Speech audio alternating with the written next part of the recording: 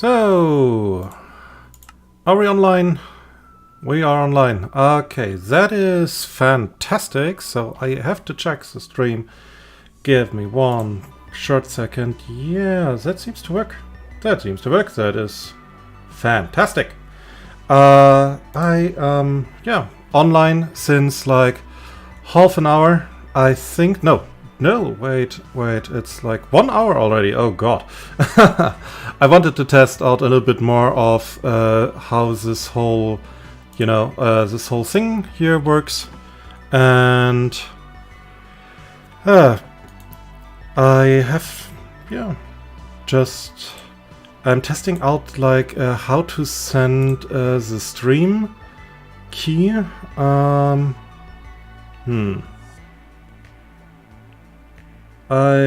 I'm confused. I'm literally confused. Want to send out the stream key to some peeps, and I absolutely don't know how to do that. Like, I'm just sitting here like with my technical inabilities, and I'm trying, but I've got no idea how this works. I've got literally no idea how this works. Oh, okay. So, when I put this in here... Oh god, okay. Oh dear god. So, when I put this in here... Oh dear god, I hurt myself. That is not so... That's not a happy moment. Oh no. But in any case, well, I'm trying my best. And we'll be there for you soon. I'm just copy-pasting everything here. Oh dear. Oh dear. And yeah. So up back into the studio. I'm still figuring all of that out. If anyone is watching this and you know like how everything works in YouTube, please tell me, because I don't like at all. I'm trying a little bit, but it's a little bit hard. So okay, I fumbled around in YouTube. I hopefully didn't break the stream. No, I didn't. It's still working. Okay. So yeah, I was up here since I think an hour passively and just, being AFK, doing whatever the fuck else, just to see how good everything works. The plan for today is to get a new pickaxe, and one that has not fortune on it, but silk touch. So we can silk touch our way into the nether. Specifically for the green nylium, or nylium, or whatever it's called, because I really will need a lot of this kind of stuff. And yeah, I am lacking silk touch currently, and whoo boy! Whoo boy! And there's a witch up here, I hear, and chickens for some reason. I mean, I got gunpowder, so that's good, I guess. But what I do, I can't do something with those arrows. I should do something with those arrows. And all this bone meal. Oh dear god. Oh, that's a dream. That's a dream. I guess I have to build some sort of bone meal statue eventually. That would be something nice. Whoa, it's lagging a little bit. Okay. So now we are...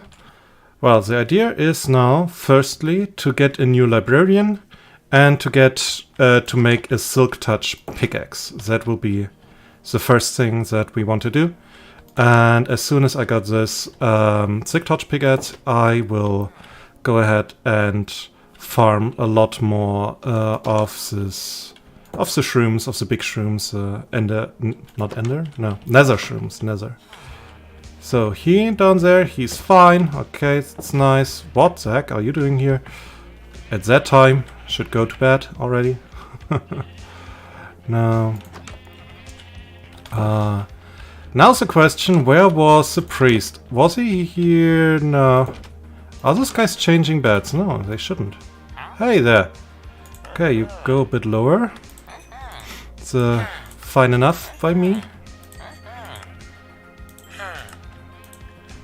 Come on. Okay, that's good. That's good. Okay, I need new book stand. And let's see. So good thing is with emeralds it's looking mighty fine, so there should be nothing in the way of a new. Well, okay, I was online already for quite some time, so that's to be expected.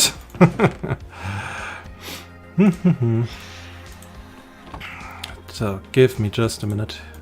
So I'm making some books here.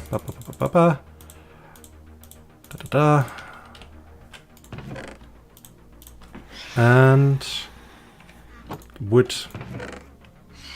Where do I have wood? That's no good question. Composters. Sweet berries. I thought about like hunting down today some foxes, you know, to start some sort of little pet zoo. But I think it's a bit too early. And I wouldn't know what to do with them except for, you know, having them standing around, being all lonely and stuff. I want to have like something nice for them to do before that happens, and yeah, we will see.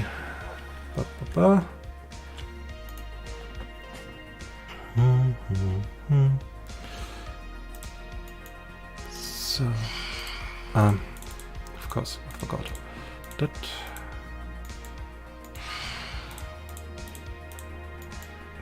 Let's craft a little bit. It's first this, and then it's this? No, other way around. Okay, better. What did just push me? I thought there was an iron golem next to me. Okay, forget it. Yeah.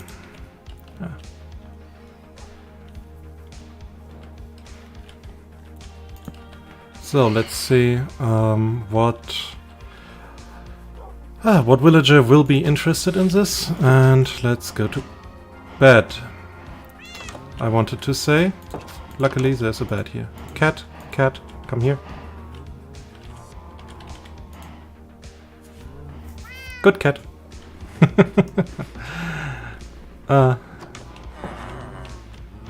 And cat is gone. Cat? Where did my cat go? Or teleport to? Cat?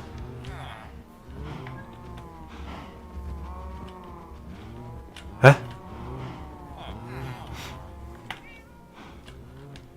The heck? I lost my cat. But I hear it. Still, that is concerning. Huh? Huh? Did you? Oh, you jumped out of the window, you little guy. Okay. So, have a sit down here. I'll take you somewhere else later. And, yeah. Basically it. Don't need that, don't need that. I really don't need gunpowder at the moment. Okay. And... well, I can take the rotten flesh. I mean, can trade a little bit with that.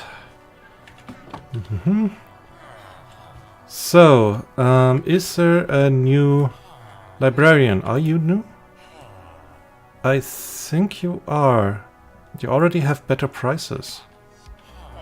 Well, only one way to find out, I guess. Yes! Ah, he's a new librarian. Okay, fantastic. Come back? Or do you have a friend somewhere? Oh, you have.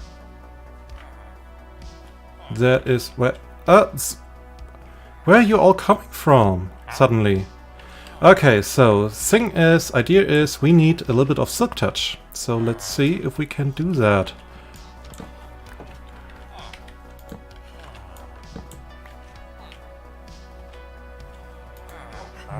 Respiration. I mean, that would be nice, but, yeah. Silk touch is more important right now, at least. Come over. punch. Could do with some punch on my bow. Ah, come on. It's again this game with those guys. Oh dear. That will be kind of exhausting, I guess. Oh dear. The punch too. I mean, that's nice. Try again. Nope. Fire aspect. Ooh, that is cool. Got the right ideas, my friend. Silk touch. That is something that I can afford easily, even. Okay, that is great. That is fantastic.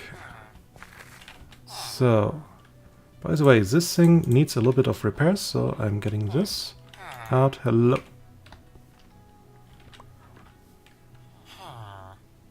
Weird Enderman was like teleporting around. Okay, silk touch. Let's get some more. And I think you got a little ding right now. I forgot to quit to silence something. Still new to this. I think I should turn out all the sounds at all. Okay, so we got silk touch. So, which means we can start, yeah, with that. We need, what do we need? Efficiency would be good. You're the power guy. So, efficiency. Oh, yeah, of course, more books. Of course, sir, of course. So, and, here. Good. Okay, now let's see. I need one efficiency. I don't need protection for the new pickaxe. I absolutely need mending. Oh, okay, it works as intended. This guy has heard of my great deeds, of my great sacrifices. This one didn't. Doesn't matter. Unbreaking. Yes, that. For him. And let's see, what did you have? You have protection? No. You have also protection. Wait, why? You're a novice? You're new. You're a new guy. Huh. Well then, have fun. I am coming back to you later when I'm not so confused. Why is there new guys popping up everywhere in their jobs? Okay, now let's see here. Hello. You have not heard of me yet, I guess, by your prices, but I make do. I make it work. Okay. So, what we do now need for all of the enchantments that I want to put on a new pickaxe is, of course, well, good stuff. That is... Since when do you have that? Am I stupid? He has a silk touch and efficiency 2 pickaxe. That is already good. Okay. Oh, I didn't know. I forgot. It's way too many people here already. It's way too many people. I put it on the people, yes. Not on me. Okay. Now, some golden carrots. I guess I get some more, just to be sure. Before I get into the nether. So, and a little bit more trades here and there. Come over. Yep. Very good. Okay, and let's see if I can enchant my diamond pickaxe in a nice way.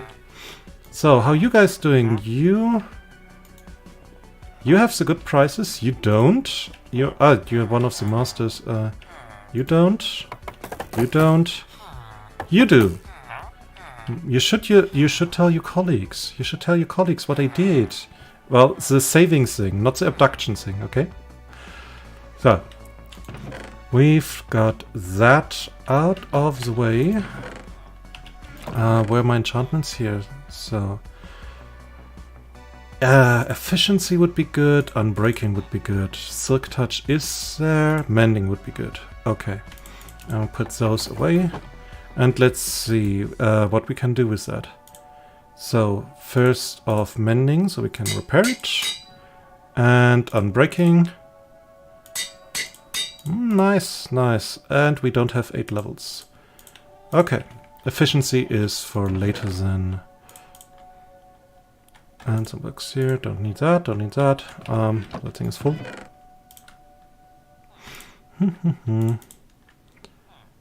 So, I think I could, yeah, with the diamond shovel that would be also a thing for later.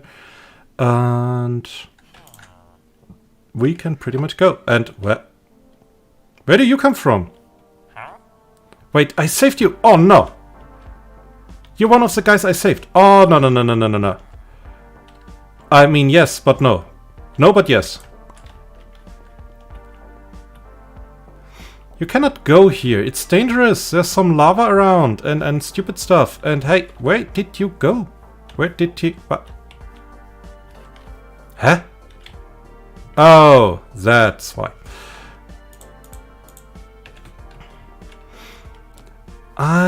But that's actually a good idea.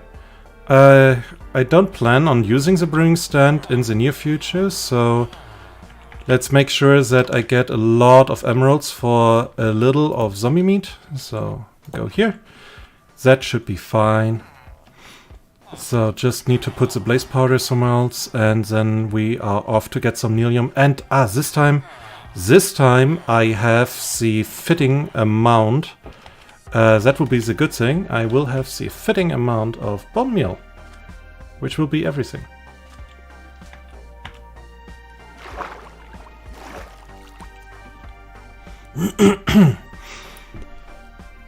Oh. Just need to get... where did I put my... That's now the question. Where did I put the end chests? No, not the ender chests. Oh god, what was the name? I forgot it again. So I got a lot of nether bricks, so that's good. Some shroom lights. So green warp blocks. I need the red ones. So they are a bit far away, so that's why I needed the silk touch in the first place. So let's go and get all of those bones. So that should be enough for now.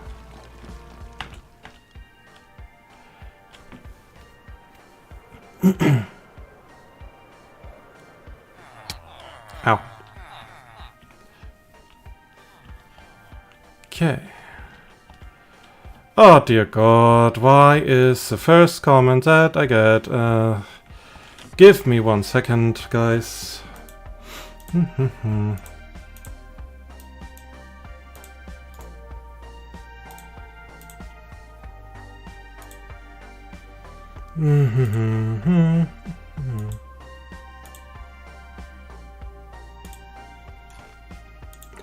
So that is like, damn it.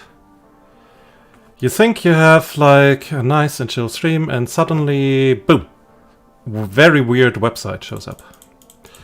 So, okay, we got that. So let's take those things and put them somewhere else. Okay, more bones and put those things all away.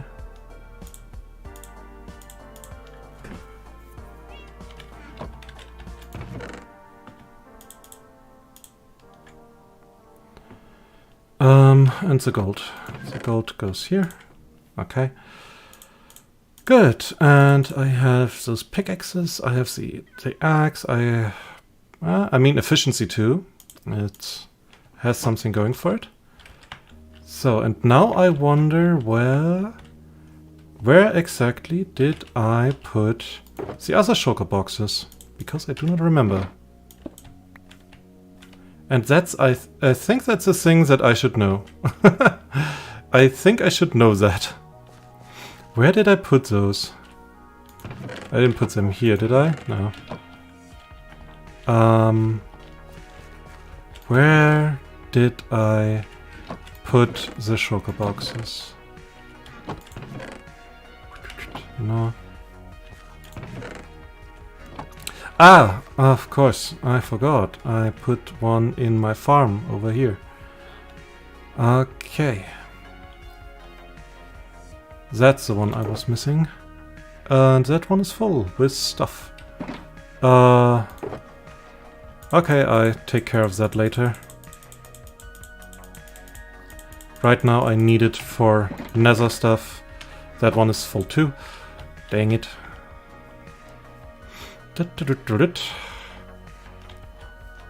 Well, as long as you guys have fun there. And yeah. So that. And all the other nice stuff. I don't need that, don't need that, don't need that, don't need that.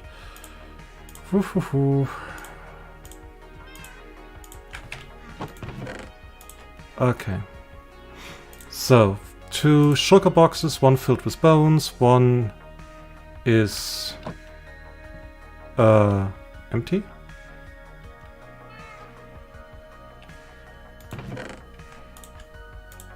Okay, now. Accidentally put my shulker box away. Okay, I am very smart, very smart.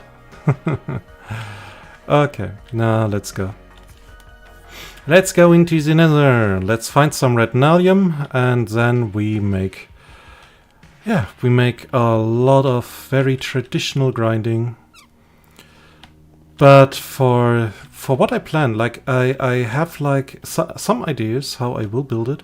It will be absolutely fantastic, so just bear with me. It will be a really nice thing. So, and for the lone viewer who's here right now, first off, who are you and how are you? That's more important. Can talk to me, please. I love it when people talk to me. So, and meanwhile, I will try to figure out what that panicking Enderman is doing over there, and then I will try to figure out where I find a little bit of the red forest. I don't need a lot. But that is certainly the wrong direction, as it looks like.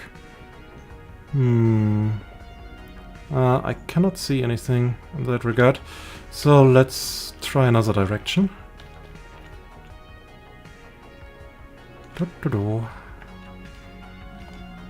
Oh, hi, little guy. Okay, and here is the other one, the other sugar box. Okay, so I'll place all of those here. Fine, and okay, we need another room that must be yay big, like that, for the other shulker thingy. So that will be an interesting task. But first off, let's find some red nalium forest. That will be our really first thing to do.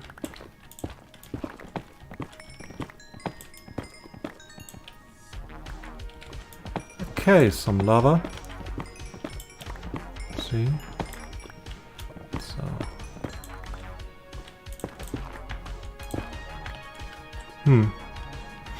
But nothing interesting. Okay.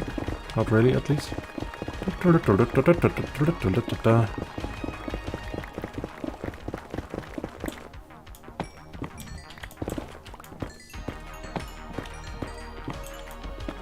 I always have a little bit time for quartz. I like quartz. It's a very useless block if you go for it, like, you know, how effective it is or how useful it is, but it's so nice to look at. Oh, hi!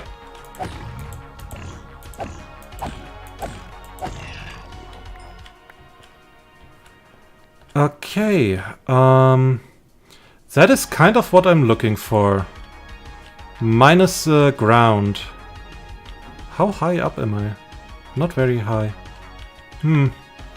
Okay, so first of all, I don't eat that. Sorry. And let's see if we find something up here.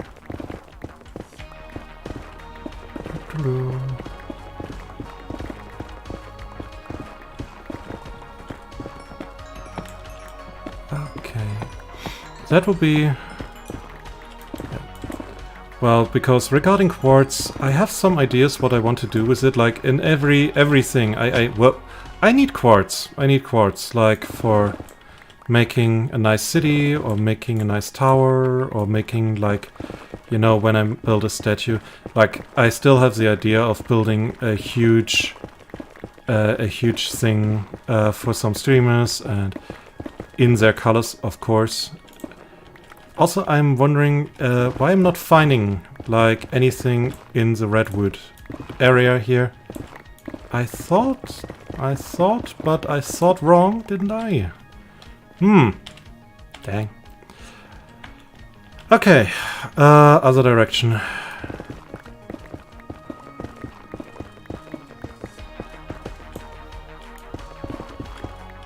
Oh! It goes down here. Oh, it goes deep down here. Ah, that is the place where I was, and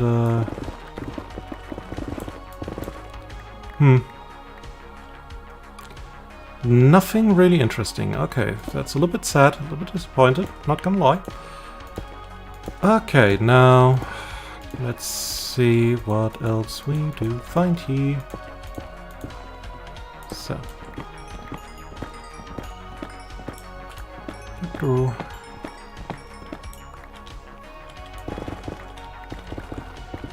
What? Oh, I got scared by a hole. Oh dear, I just thought, oh fuck, I'm falling. I'm falling very deep and very hard. Ah, that's look. Ah, fantastic! There it is. There it is. That's what I'm looking for. I don't need a lot. I just need some of those this nalium. Okay, good. Good. That's the most scuffed nalium forest that I've ever seen, but I found it. Okay, everything is good. Still recovering from the near-death experience by falling one block. Okay, now, okay, let's go back.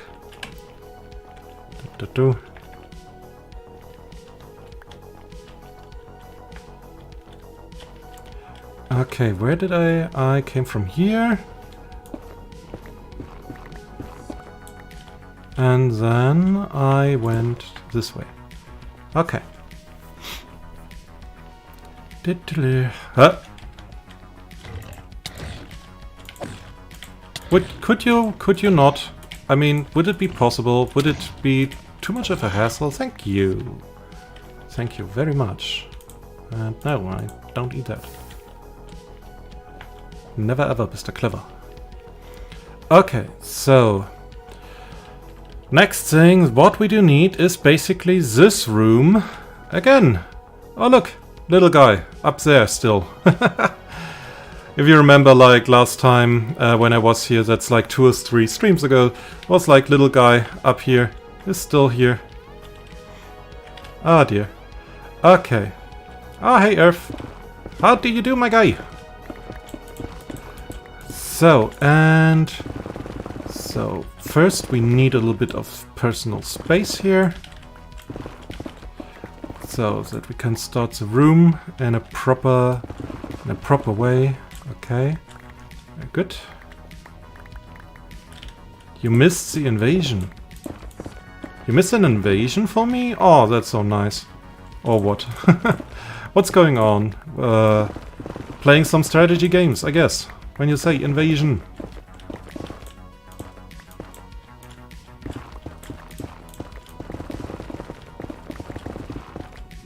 So, okay. Good luck. So, some millium. Okay, that's fine.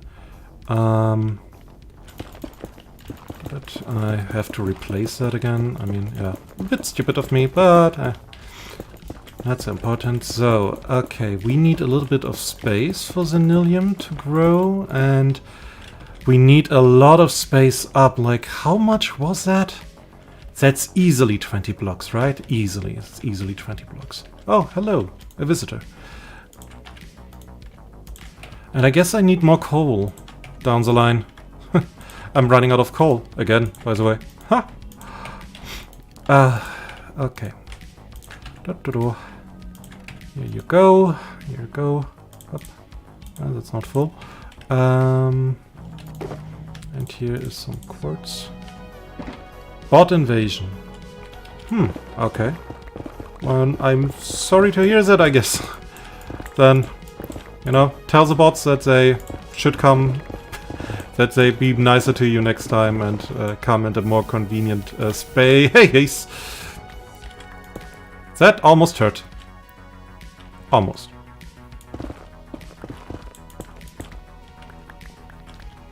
So, okay. Yeah, go down, lava, go down. What I'm doing, I can just close it, of course. So, in terms of space, that should be roundabout enough, I think. Right? I think so. I think that's enough. Yeah. Okay, now upwards. Let's go. Up.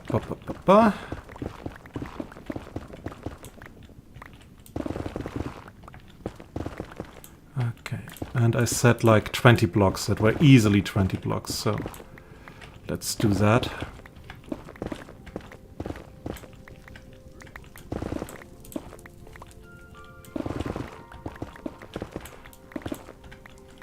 About invasion here as opposed to guarding around, you know.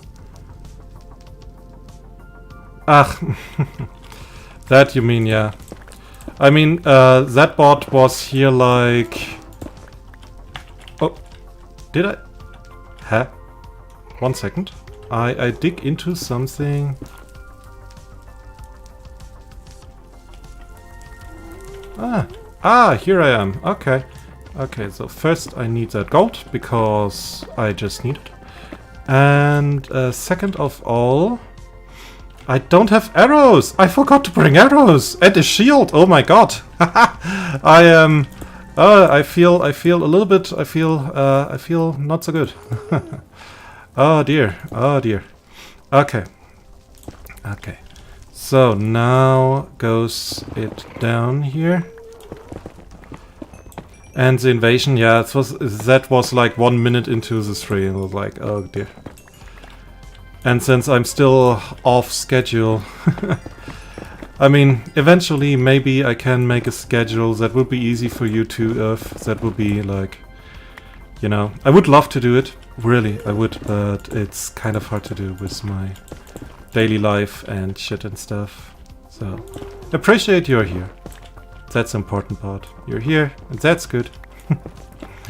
So, and now, got some gold. Okay, so, and we're now digging down. That's now the whole thing. Digging down, making space for the shrooms to grow, so the big ones. Getting some shiny along the way. That's also good.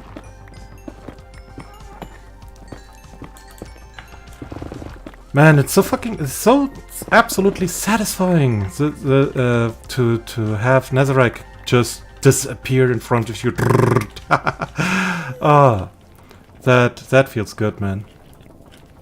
And the link works. Okay, good. Now I tried a little bit around. Like, was the links that didn't work for some reason? It was like when I started this, I was fumbling around with the links, and like, again, if someone sees this and he knows how to handle YouTube and links and so, I would appreciate your help a lot. And that is lava, by the way. And no, and yeah, to, you know, understand what I'm supposed to do, because like the first link I sent to someone was simply not working. I was like, that is not a link, that is... I have no fucking idea what that is. And so I went basically on my own channel. I hope I did not hear my... you didn't hear myself 2 or 3 times echoing. Because that, yeah, that was... I basically, the channel, the link I sent to you, Earth, was the one that well, was basically that I took from my own channel for this live stream. So it was not the one that I intended to use, it was just the one that I ended up using. Kind of weird to phrase it like that. I know that it went not as intended. Not really. But it's really a new thing, like with all of YouTube. At least it's for me. So.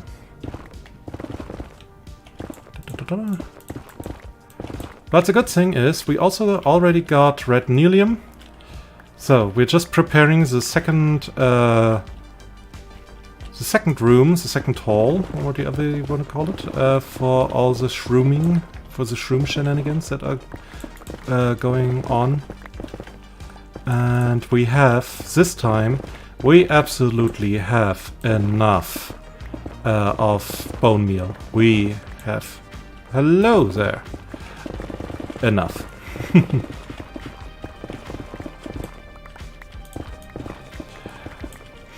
So, and if everything goes as planned, which I hope, I can, like, next stream start the nether rose that I want to build. And I hope it goes like I plan. Would be absolutely fantastic if it would be.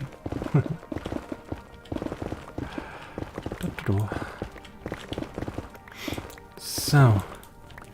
And this time, unless like last time with the stream, I have actually planned to talk about a little bit. And this time it's again about storytelling, because it's a chill stream, so let's talk a bit about like details, you know? Because in the last stream, when I talked a little bit about storytelling, it was very general, you know? It was like, what's characters, what's our rules, what is world building, what should you do, what should you not. I'm full, by the way, I'm back up here. Oh dear, I have to build up a lot. And so I would like to go into like more specific details of all of that. If only life works like we want. Yeah, oh dude. If only. That's like so that common of a sentence, but hey, we're here. Let's make the best of it.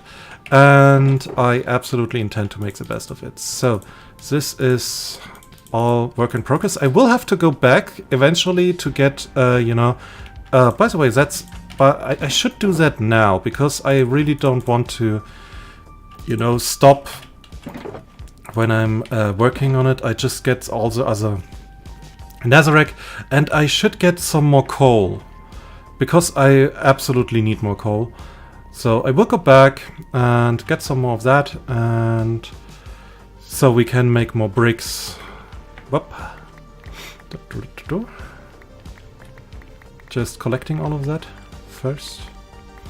So I will make basically a base out of netherrack for the rose, the island that's standing, that it is standing on, and the nether bricks will basically be like the wood, the base of the whole plant, effectively. So, and with the other stuff, well, with the other stuff, I am A, not sure, and B, you will see. Get surprised. Also, I should get with some arrows back, so we'll be back soon. Get just a little bit of stuff for now. Coal, yeah, coal. Okay. So, I do not know how much coal I actually have. I don't think it's a lot, because I'm using it up like all the time. So I guess the best way, hello kitty, the best way about it, like, yeah, here's nothing, here is nothing, here is obsidian, that is also not coal. There's a bricks, 1 charcoal, 24 coal. So I have some coal, but it's really not a lot. It's, yeah, it's really not a lot. And some here, okay. So, so first things first, we need some more furnaces. And then we will do that. Okay, first a furnace, a lot of furnaces, That's 1, that's 2. So we can make a lot of charcoal in a short amount of time. Well. Yeah, what I want... yeah, with some details of storytelling, like... one of the first things that I would like to talk about today is actually special items. Because, like, who doesn't know that, like, the legendary sword of Schmagenrock, like, thanks for... by the way, you should subscribe to... If you didn't, you should subscribe to Viva La Dirt League. They're quite funny with their Schmagenrock and thing, like NPC logics, RPG logics. And you can have, like, all these special items. It's fun to use. But at some point, it's also weird in a sort, you know. And what? You can love lava. They not spent anymore. Wait, that works. That works. Wait, 1 second. 1 second. No. No, wait. No, you cannot do that. You cannot do that. That's not allowed. No. When I... huh? Lava bucket. Where's my bucket? Where's my bucket? Are you going to tell me? I'm... Okay, I will put this in here. Okay, dink. Dink. What? But it's spent. The bucket is spent now. Or it's a bucket... Wait, it doesn't go down. Can I take out the bucket again? Wait, I'm taking out the bucket.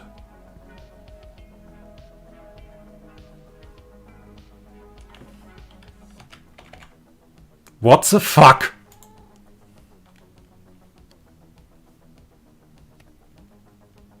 Why do nobody ever told me? I was using so much coal in so many builds. Oh my fucking god!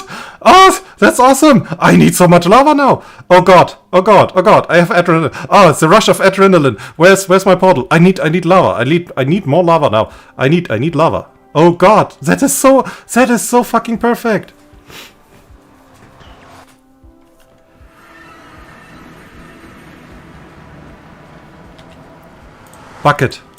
Bucket here, lava there. This should suffice for a while, I guess. Well, if I don't fall into it, of course. Ow.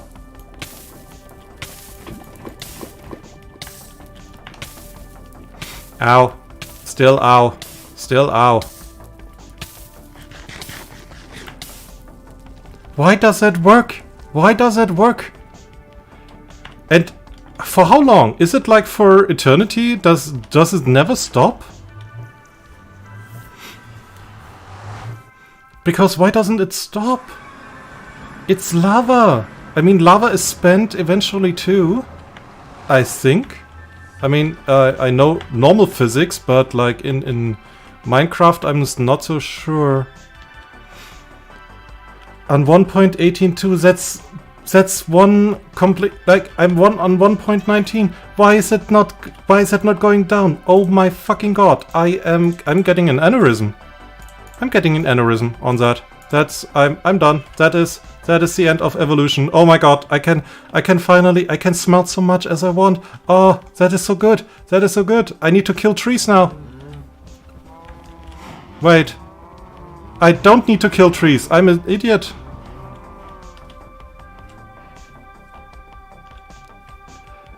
I was so focused on getting charcoal that I absolutely forgot. I don't need it. I don't need it anymore. Oh my god. What am I doing? What am I doing?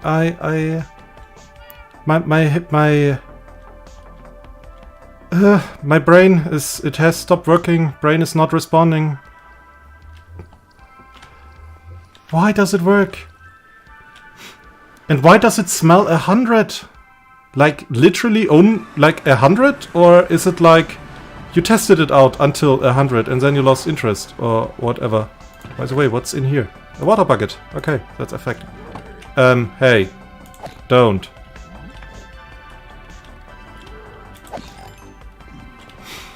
So Because I'm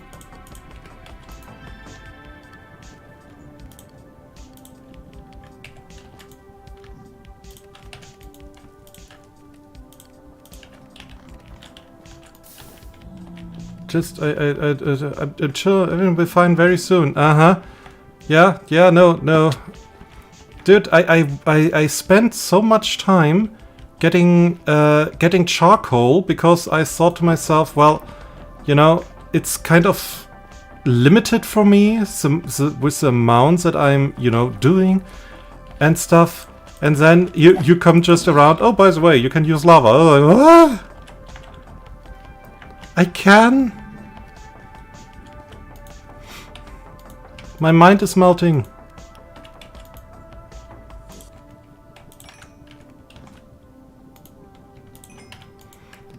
Brain is hurt. You know.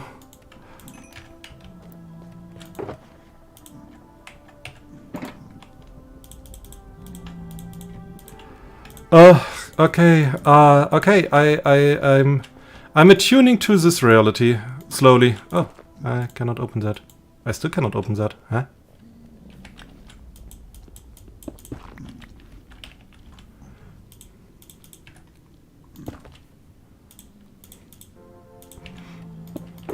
Okay, better. That is so new for me. Oh my god, you can do that. Now you don't even spend that. Oh, I did not know that. I really didn't know that. Oh dear god. Oh, that makes so many things so much easier. Except this. That's still a complicated little thing here. Okay. That zombie pigman is really going in out of his way to be in my way. I can do stuff with a lava bucket. Oh my god. That is so awesome. Okay, oh god, where was I? I wanted to talk about something. I forgot again. I forgot. Yeah, with like special items. Oh god. Oh dear. Oh, that was such a surprise. This was my mind. Earth, you fucked my mind. That was. Dear, you cannot do that on stream. I absolutely lost everything, like any preparation. I was like, oh god. Oh dear. Oh dear. Okay, so I'm calming down. I am calming down. It's all is good. All is better than good, because I can now smelt with lava. I know I can smelt with lava. Oh, that is so fantastic. So, I wanted to talk about special items in games. Why is there lava here? Oh dear.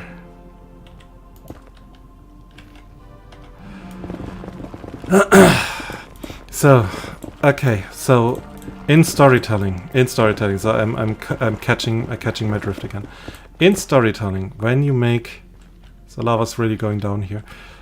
When you make like special items, there is something that I like to call a power trap, and it's like when you write a story, when you make a story, you probably at some point, no matter what story you make, you come up with a special item, and that could be like the murder weapon in Who Done It kind of story, or that you come up with a magical sword of some sorts that is like, well, forged by destiny, or for the destined warriors that will be able to wield it, and stuff like that, you know.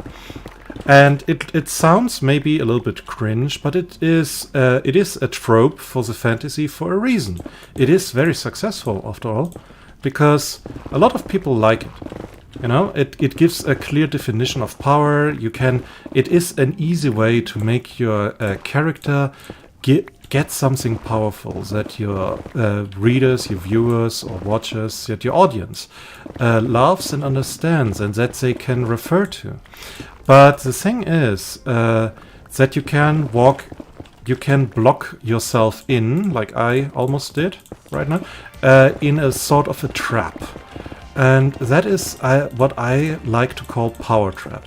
So let me explain. The power trap effectively is that your item exists for power alone and it doesn't have a conceptual importance of any sort. Like, it is cool, okay, but cool does not equal good. Cool is cool. And some very cool things, like for example the Fast and Furious movies, they are fucking cool, but they are also fucking stupid. So that is lava. That is like a trap that you can box yourself in, because then you might end up being with a weapon, let's say a sword, that is really, really, really strong, maybe too strong, and that breaks the narrative at some point, because it has maybe powers that are so much beyond comprehension in the narrative that it solves every problem by itself.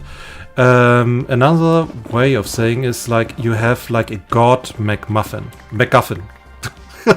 Shit. MacGuffin. And it's Armageddon Blade. Yes, Armageddon Blade. For example, that's a really good one.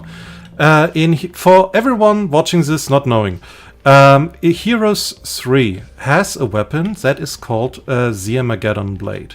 In one of the add-ons that came back then. Add-ons that's like, for those who are too young to know, add-ons that are basically DLCs, but there's actual substance in it and they're not made to gouge money out of you, generally speaking. So, but the Armageddon Blade basically was meant to be like a weapon that can destroy the world. Like, it was not only a strong artifact, canonically speaking, it was the artifact. And it introduced like the greatest power level in Heroes of Might and Magic, period. It can destroy the world by courtesy of, you know, existing, which is so stupid, but well, people made it. They made it. It existed, you know. And now the problem that was the Armageddon Blade was really, where do you go from that? What do you do? Because that thing single-handedly can ignite, pun intended, or solve every conceivable problem that you can think of. Like, it is the ultimate weapon. You know, you have a problem with... I got a crossbow. You have a problem with some kingdom, destroy it. You have a problem with a general, destroy it. You have a problem with an army, destroy it.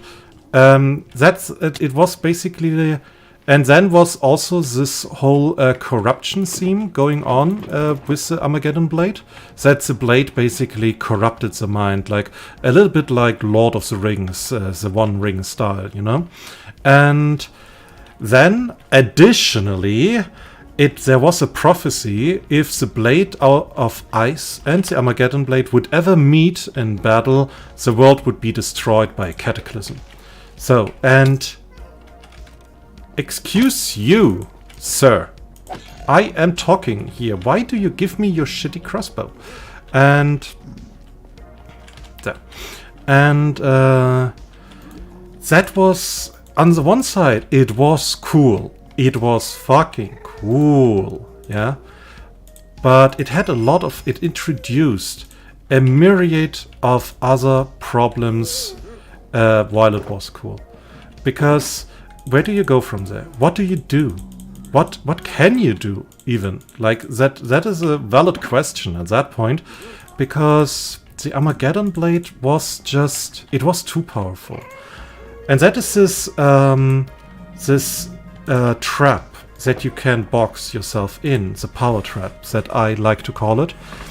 Or basically when your MacGuffin is the solution or the problem to absolutely everything. Because that makes not a lot of sense. And hello, little guy. How do you do? Hi. So, because this problem basically forced the hand of the developers. In Heroes 4, major spoiler alert, so if you don't want to hear it, skip to, I don't know, maybe like half an hour in the future, something. Major spoiler alert again. In Heroes 4, it is we are told that the world of Heroes 3 dies because the Blade of Ice and the Armageddon Blade actually meet in battle. Ironically, by ex-friends. Like, one of them was an elf and one of them was a barbarian king. And they were friends, like good friends, a long time ago. And they met in battle because the elf got corrupted by the blade, and the prophecy basically became true because of that. So, and yeah, I was very disappointed back then that they basically just you know, deleted the world and so many species, and that I really came to like. Like, my favorite ones were always the underground dwelling species and the swamp species with the dragons and lizards and stuff. But yeah, they all died. It's all gone, and they started with a new thing that was not. It was not really like countries, but that's an interesting sound effect. But like with alignments, like you have order, you have nature, you have life and death and chaos and all that stuff. And that, you know, it also did not never really go well with me, to be honest. I did never like it a lot, I have to say. Not as much as like Heroes 3, because there it was not alignments. There it was nations, and every nation had their very distinct characteristics based on their creatures and not their alignment. And like, it's a very long topic. I'm sorry that I go in a little tangent here, but the interesting thing is then, you know, how to avoid that, because the Armageddon Blade, well, no matter how badly it was done, it served some purpose, at least some. No matter how badly the purpose was done. I absolutely get no shrooms here, by the way. It's like I'm really unlucky right now. Okay, one here. And the Armageddon Blade, yeah, it was not very good. It was really not good, what they did there. So, and what can we learn from that? So, a good implemented special weapon would be Narsil, the sword made from Andariel in Lord of the Rings, because you can cite Lord of the Rings for many good stuff, and that is not an understatement. Lord of the Rings, the movies and the books, they did a lot of stuff right, and I mean, that book basically invented the whole thing with special weapons with names and stuff, you know. At least as far as I know. Please correct me if I'm wrong. So, okay, we got some shrooms here. So think about that for a moment. I am just carrying and counting and stuff. Okay, I've got some of those. It's okay, it's fine. No. Crimson Roots. I don't think that I will need so many. Hi! How uncivilized. Okay. So let's do this, let's do this, let's do this, and I don't need that one, I need that. Okay. We should be good. Ah, look at it! Ah! What a beautiful tree.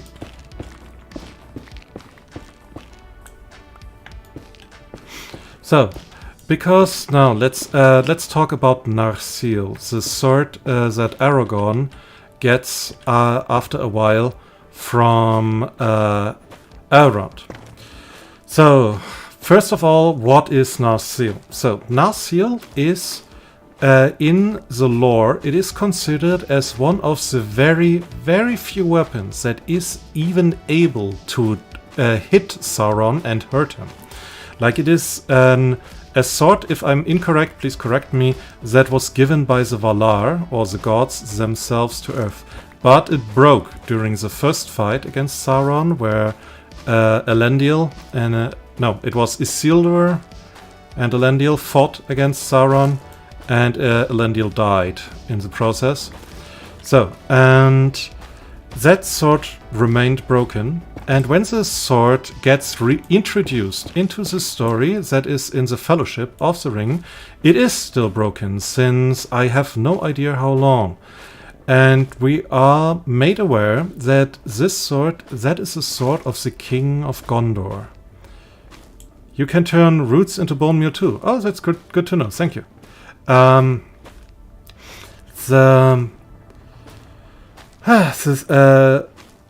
was I? Ah, yeah. But at that time it stays broken because for once the sword can only be repaired by the elves, and Elrond, who owns the sword and the place, he doesn't believe in the humans, like at all. He was there when Sauron should have died permanently, and didn't because Isildur failed.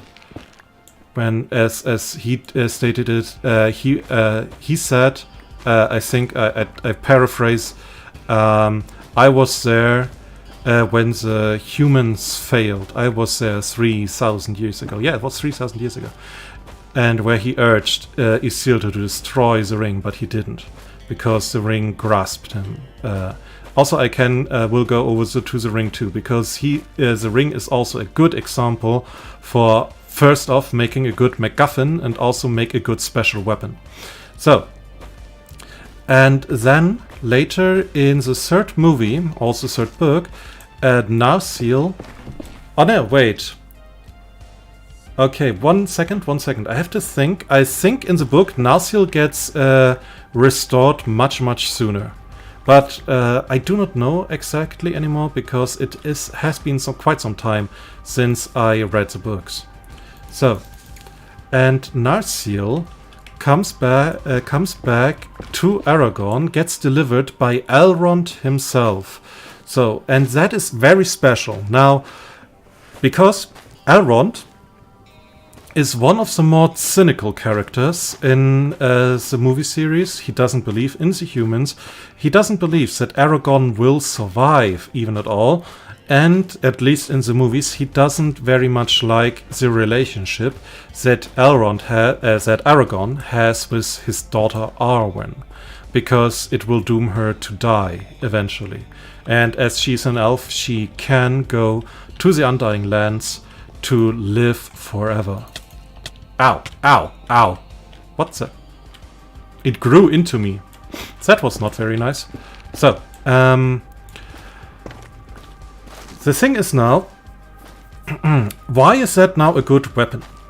Why, because it then gets presented by Elrond to Aragorn at a very distinct and important moment for the Rohan, for Gondor, shortly before the big fight against Sauron's forces, before Gondor gets attacked. And so this is a great show, introduction of a weapon, firstly, because we get to know that that Elrond, he's not believing in the humans. He's not believing in Aragorn. He's not believing in a lot of things. He's kind of pessimistic, you could say. And beautiful tree. And the whole thing is a big reveal. Like, even when you go to the scene, it goes into slow-mo. The music, it ramps up, it gets loud. It is epic. Like, it is a big payoff here, because that weapon is one of the few things in the world that Sauron actively fears. That thing almost killed him 3,000 years ago, and Narsil, that basically is Underreal but it has been reforged, has the same powers. It is a sword able to kill one of the most powerful beings in the universe of Tolkien, the universe of Middle-earth, basically. So, and it gets wielded. It is the one person that he does not want it to wield is the one person that gets it, the true king of Gondor, the one person that could unite the humans. And that's the thing that Sauron fears. And that's like, you have a context, a personal context, not a beyond, this weapon is cool, it can kill gods. Because that's basically was the Armageddon Blade was. The Armageddon Blade was, yeah, huge, powerful artifact, can basically kill everything and everyone except the person who has it, like the person is a god. That is the amount that it had. While Narsil is, it shows when Aragorn accepts it, it shows that he accepts his new role as future king of the humans, that he gets support by one of the way more cynical characters of the whole series, that he accepts his responsibilities along with it, and that he will certainly and absolutely go out not to just survive, to fight for good, but to beat Sauron. It is a big thing, and it is also support from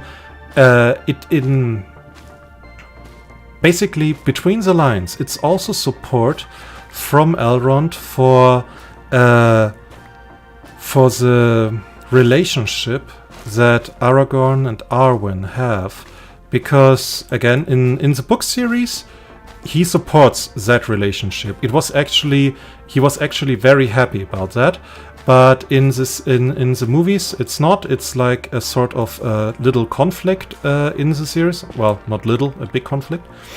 And in the movie it absolutely shows, and it's played like that this thing, yeah, it has such a huge importance. It has an importance for Aragorn, it has an importance for Arwen, it has an importance for Sauron, it has an it has an importance for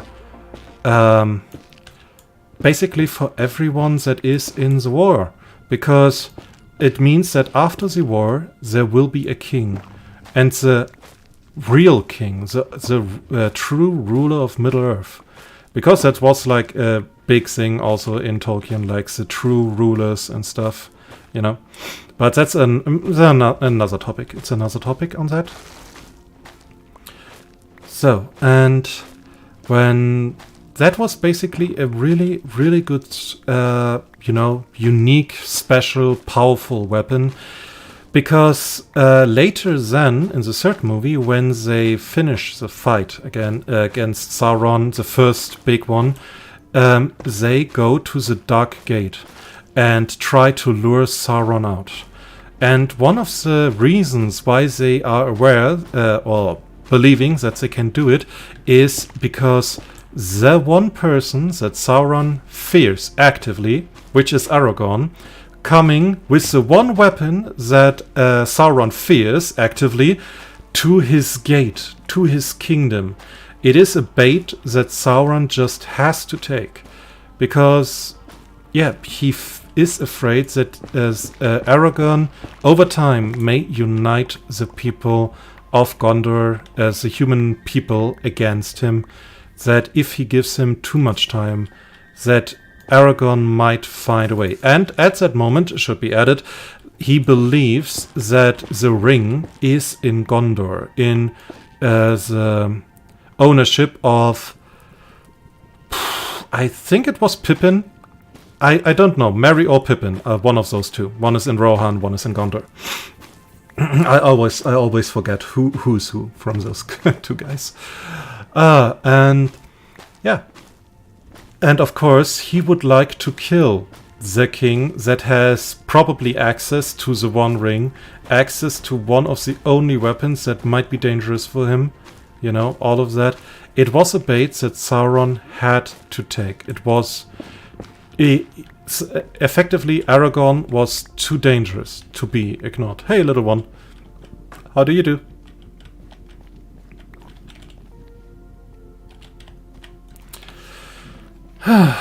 So.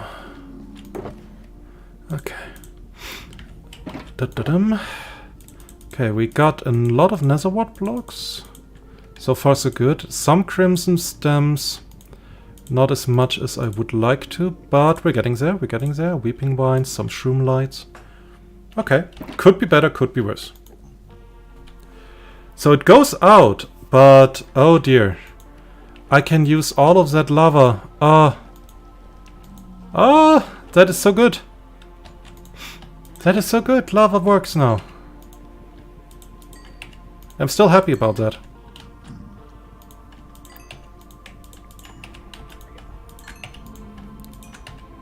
So, give me just a moment, I'm just getting all of that.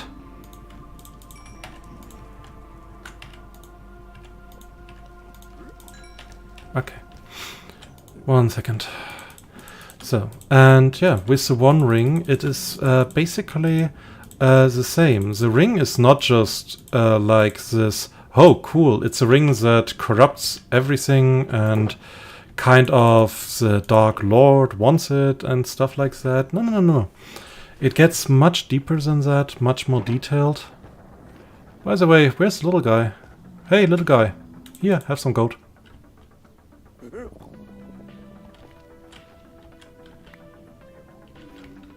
He just picked it up. Nothing else. He did not even look at it. It's just like, yeah, mine, dank. Okay. Whoa, big tree? Ah, no shroom lights. Well, okay. Let's make the best of it. And yeah, with the ring, in the ring, it's basically the ring is basically a symbol for all the evil that exists and how evil corrupts, because that's the thing that the ring can do. He can corrupt people.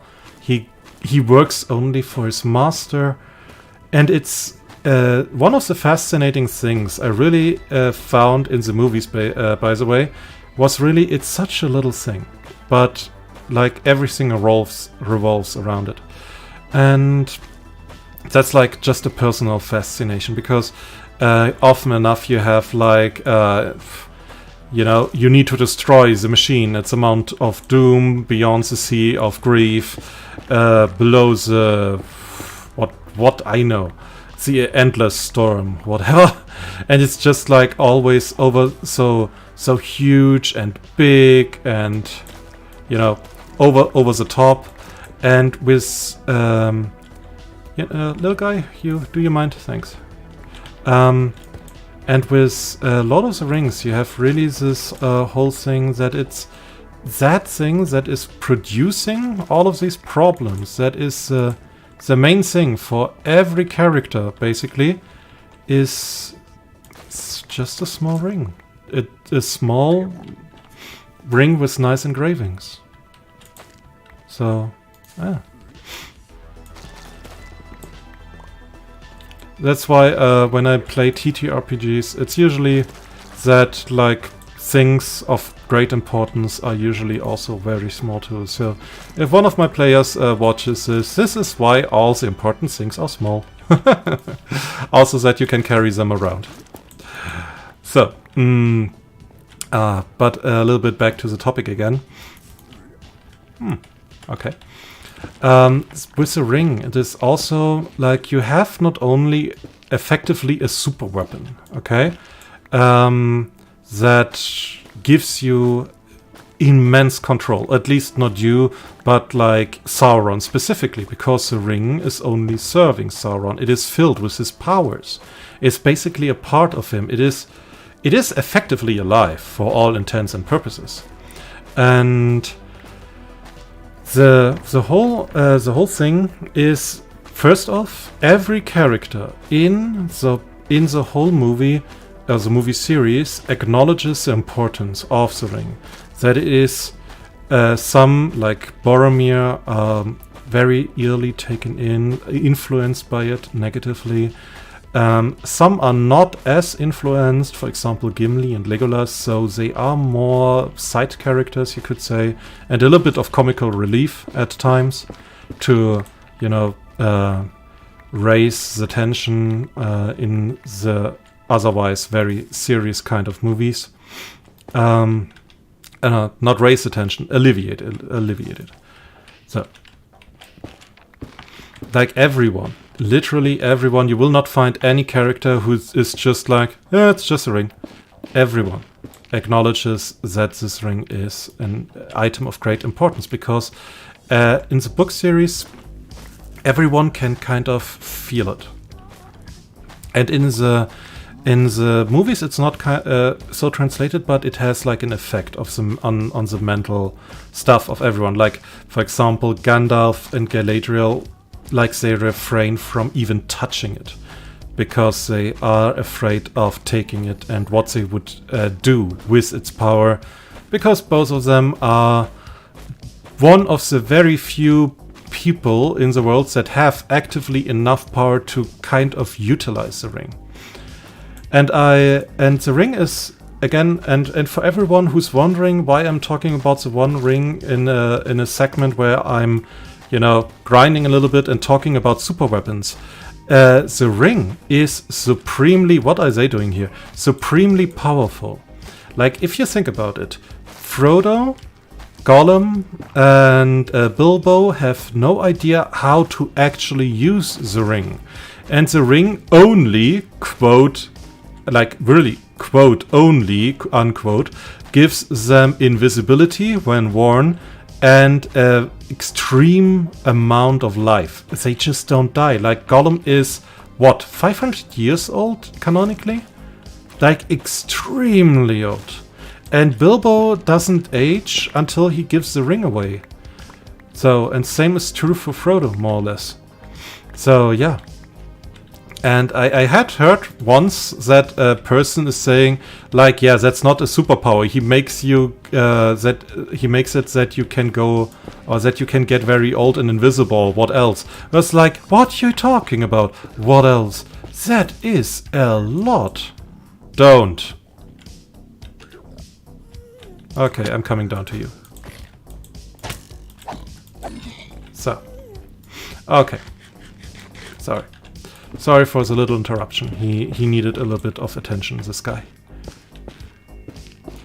So, but because, like, really, when Galadriel says it, when Sauron gets the ring, should get the ring, he would rise above powers, two powers beyond any imagination, and would be even the master of destiny, life, and death itself.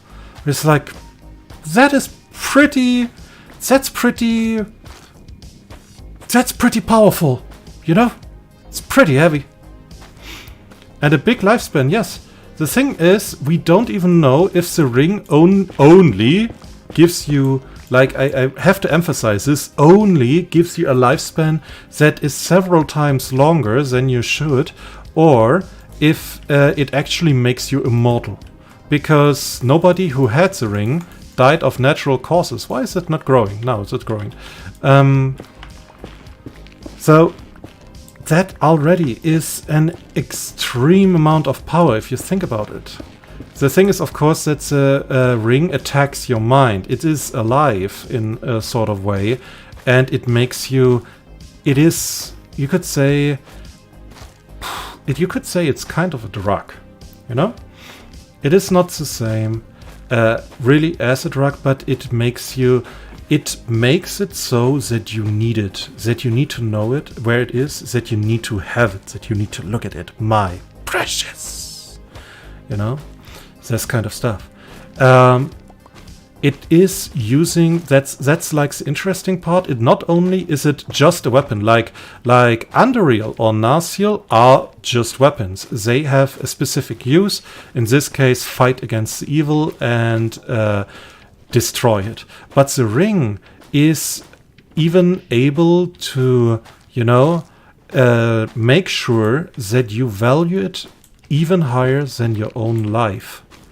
And that is pretty powerful. Like if you have, imagine it, you know, that you are the Dark Lord, and you have this item that means your power, but your life, but also your destruction, should it ever get destroyed. And you want, of course, to put some, you know, safety measures into it. That's just logical thinking on that regard. So what do you want to do? Well, of course you want to keep it safe. Where is it safe?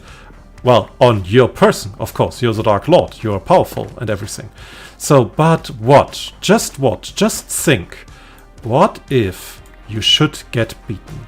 Because Sauron got beaten. He was before, not only when he fought Elendil and Isildur, he got beaten a lot of times before that. So losing is, he accounts for it. He accounts for the possibility that he might lose. So you don't want to die. So you make sure that your life is at the ring. That even if you would die, you don't. So that is taken care of. Okay, you might lose your power, you might lose your body, but you will survive, and you are mighty, and you're powerful, and you have time. You are timeless. So you will have time to recover your body or to regenerate it in any way, shape or form. So, but now is the problem. That means that thing that gives you your unique power, the ring, is also your greatest weakness. Because if it gets destroyed, it means, and you are dead, effectively, it means you're dead. You're gone. That's not good. And yeah, ending up like Gollum is kind of uncool. That's absolutely no discussion. Agreed. Absolutely agreed. So, but yeah, what do you do? Well, one of the things that you could do, and that would be sensible in a way, would be that you make it so that the ring defends itself. That it, if anyone picks it up, puts it on, owns it for a large amount of time.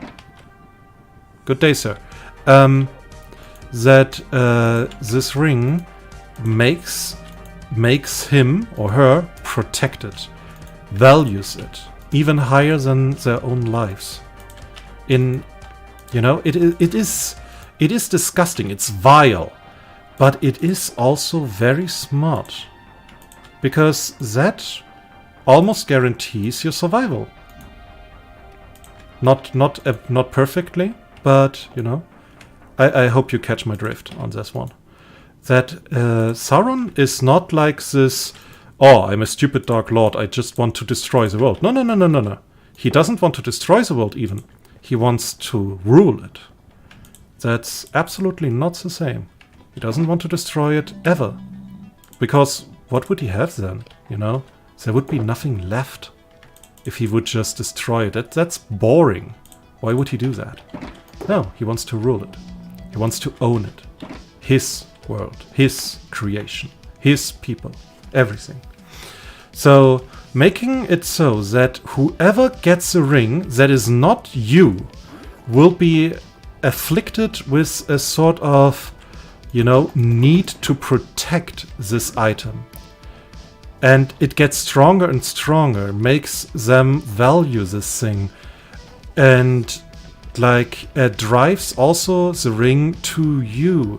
That those people, not only they cannot destroy it, but like, you know, they will not give it to you. You know, that's like a little problem there. Like, at least they will not give it to you on their own. But effectively, that's not a problem. You're the Dark Lord, okay? Who wants something from you? There's only one weapon, at least I know of only one weapon that actually can hurt you. That's not a lot. So, and yeah. At that point, I don't know if Andariel did exist yet when Sauron forged the rings. I don't think so, but I might be wrong. So, but in any case, the important part is here really, it doesn't matter. Like, whoever owns the ring will value it. They will be solitary, they will be, you know, not very friendly about it because it's like they're precious and everything.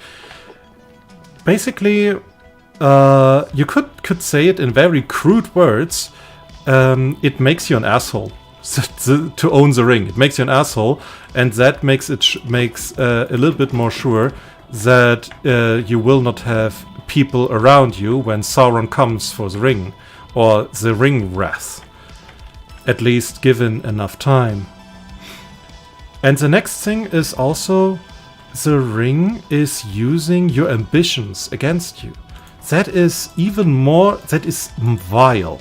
That is evil. But it's so smart at the same time because it takes like the part of you that might be even the best part of you. It's like your ambitions to do good. And it turns them in a very, very evil way against you, you know? And that is, I mean, that's poetic. I've got to say, that's poetic.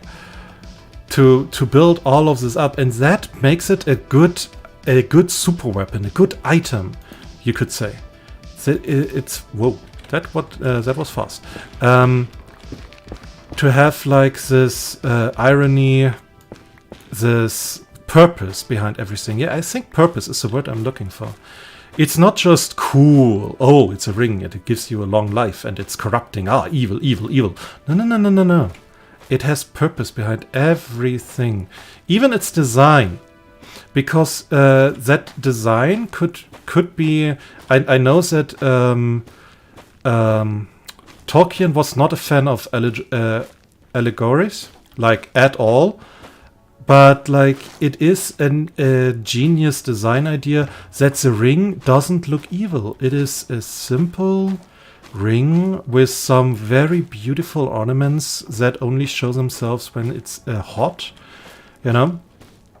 And yeah, that is it. I think, and again, I don't want to say that he meant to make an allegory or something, but I think it's very important or it was very important for Tolkien. Ouch, that the evil is not directly visible as such, because the ring was basically it was a tool of evil, and it was not directly visible. It was jewelry. It was beautiful, actually. Yeah, awful ring, destroy it. Yeah, that's an interesting thing. It's an artifact that defends itself in an interesting way. It doesn't kill you. No, it keeps you alive, even against your will, and makes you need it in a very, very evil way. To make sure that you preserve this item at all costs. That is, you know, it's just lovely. It's like when Lord of the Rings came out, I did not think so much about it because I had no idea about Tolkien and everything, you know.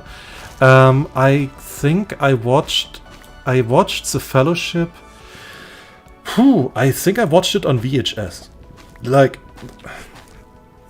yeah, it was so long ago. VHS. If you don't know, like, Google it. What a VHS is. And so, yeah, I watched it. I think all 3 parts were already out. That was when I watched it. And after The Fellowship, I kind of needed to watch movie 2 and 3 because they were. I liked it. I liked it a lot. At that time, I was just taken in by the Balrog, because the Balrog is not really a character. He's just like a monster in terms for the movie. I know the Balrog has a lot of lore in Lord of the Rings, but I didn't know anything about that. But it was visually so stunning and so threatening. Oh, it was lovely. Am I making up words now? What word do you mean? The Balrog? I did not make up that. Or visually, but it might be that I make up words. I like to make up words sometimes. VHS. Yeah. I mean, I have a small cousin. He asked me once what a cassette is. For school, you know. I was like, oh dear God. It's just 3 letters. Yeah, it's just 3 letters. Don't know.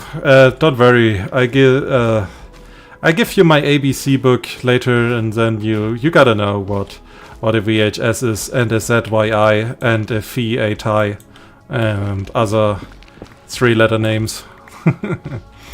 But yeah, that was a thing. Oh. I remember, like, my cousin, he came up to me. I was like, cousin, you're old, can you tell me what a cassette is? I was like, yeah, that's direct, thank you. Oh, he was very direct and very, very small by then. I was seriously considering to bonk him on the head. Like, yeah, don't open, like, also for all of you who watch this movie, this video, movie, whatever, this stream, don't open a talk with saying, hey, you're old. Just don't. And if you get bonked on the head because of that, then you fucking deserve that. Okay, good. ABC books, why not alphabet books? Because we say ABC books. I say ABC books. So, and he came up to me and I told him like what a cassette was, how they looked like. I got out my smartphone and looked it up, and he said like, I never saw something like this. It was like, yeah, like I had a Walkman when I was young, and I had it for not long, honestly not very long, and eventually, you know, there came the CDs, and then I had a CD player, so that was that, and so on, you know, and oh god, then he wanted to know what's the difference of a CD and a DVD and a Blu-ray, because they only have a Blu-ray player at home. And I just waited until the talk would come to even older things, like, for example, what the hell is DOS? But it was only about, like, old music thingies, and yeah. Oh god. Not Cyrillic. Yeah, no. Don't come with Cyrillic. I will read up a lot of very weird stuff from Cyrillic. That I cannot read that at all. Okay, so we got that. That box is effectively, for all intents and purposes, full. That not so much. Okay, but what we can do here... Oh god. Just give me a moment, guys. Give me a moment. I need a moment.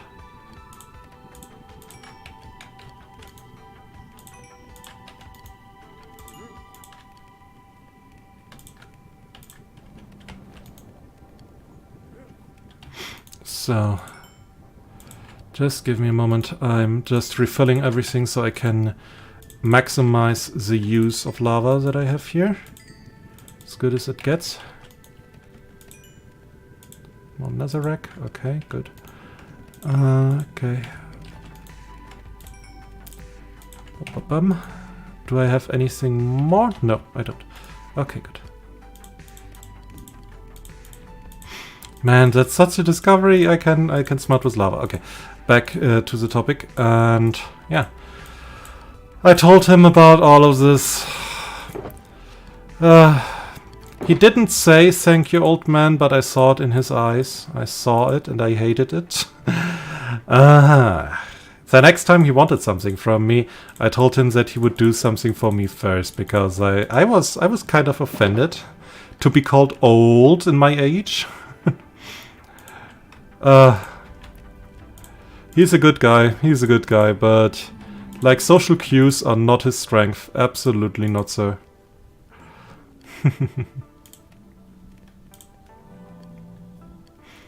Okay. So we can fill up this one a little bit more. But apart from that, we don't have a lot. So let's go with this netherrack more. And okay, let's see. That one is new. Ah, here we go. Here we go.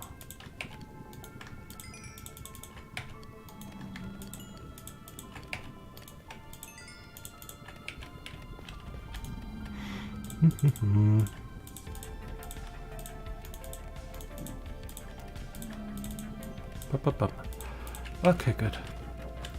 Bonk him, yeah. I should have maybe, but you know, I like my family. They're just sometimes a little bit weird. I mean, I am too. What is your problem, sir? Sir. Okay.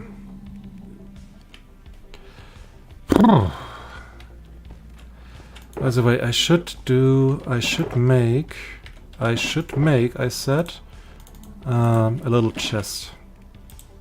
Just normal chest here. So I can at least have something in between here. Plop. Okay. Let's get some more stuff.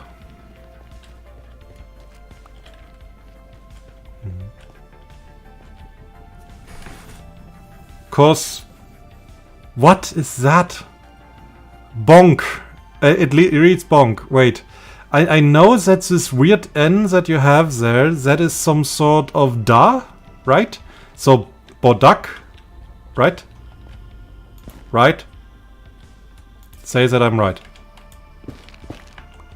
L. Okay, thanks.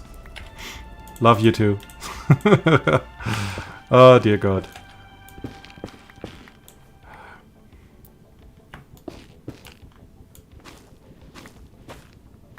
Volk. That is Volk? Oh God. Why do you write a B for a V? Why don't you write a V?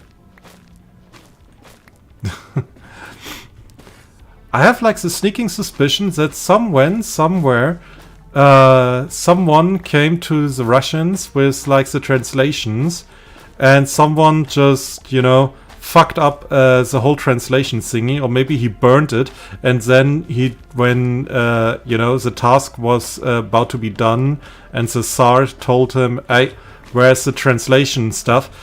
He just made shit up as he went, and said, "Oh God, oh God, oh God! I cannot tell the Tsar that I fucked up the paperwork." It means wolf. Oh, that's nice. Good wolves getting bonked with those words. Poor boys. So. I think I should also get efficiency on my hoe, just for this here. You know? And I got 17 levels by smithing and getting a little bit of the other stuff in. So, I guess I can enchant a little bit. How many enchantments does this thing? 3. I should put efficiency on it, just for this year.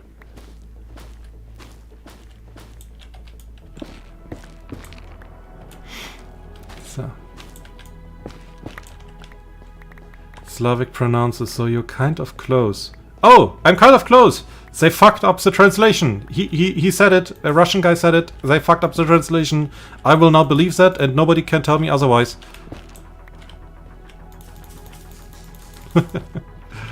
So,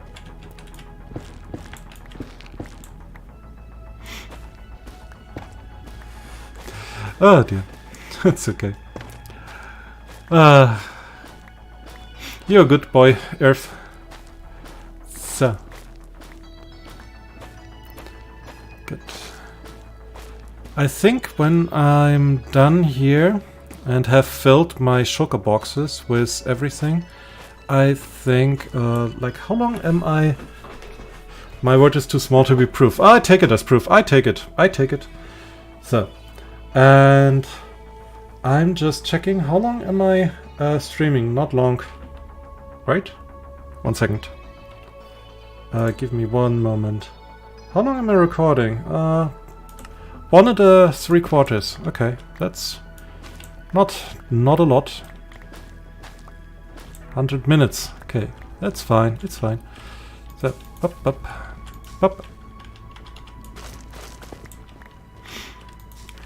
So, because that means tomorrow will be the next stream, and then I can start with my big build of the nether rose, and I hope it will, like that what I just farmed, what I farmed here, will be enough for a while, at least.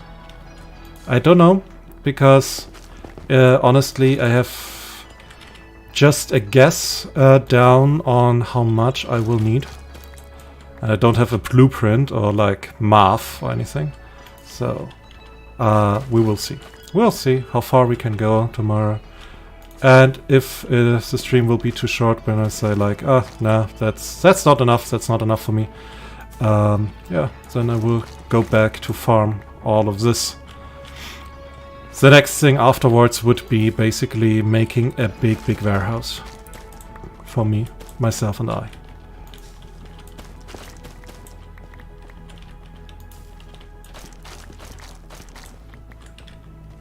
Hello little guy, how do you do?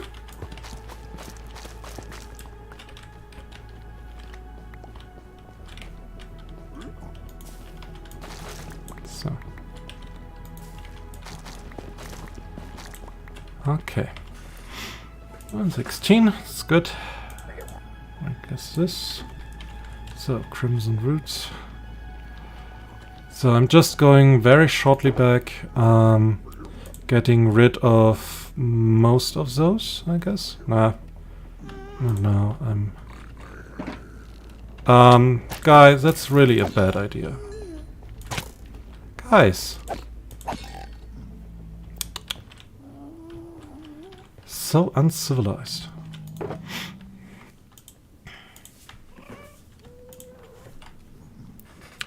Okay, so we got those, we got this here. I have to build a lot with the netherwort blocks. I think I have to adjust the idea that I have. Maybe I use them as like the stem of all of this. And you start work from the ring talk thing moment. Yeah, I know. Let's get into it again. So, what did I want to talk about? First of all, to take out those bones and the nether brick and that bone meal. And yeah, I take all the other, and the buckets, other stuff I take with me. So, yeah, it was effectively, the ring talk about that was more or less over, because, you know, it is and stays a prime example of how to make a good item in your story. It has relevance to the plot. It is, you know, within the world, it is considered to be supremely powerful. The why it was created makes sense within the world, and yeah, you know, every reason that if you ask why does the ring exist, you get a good explanation out of like how the world functions.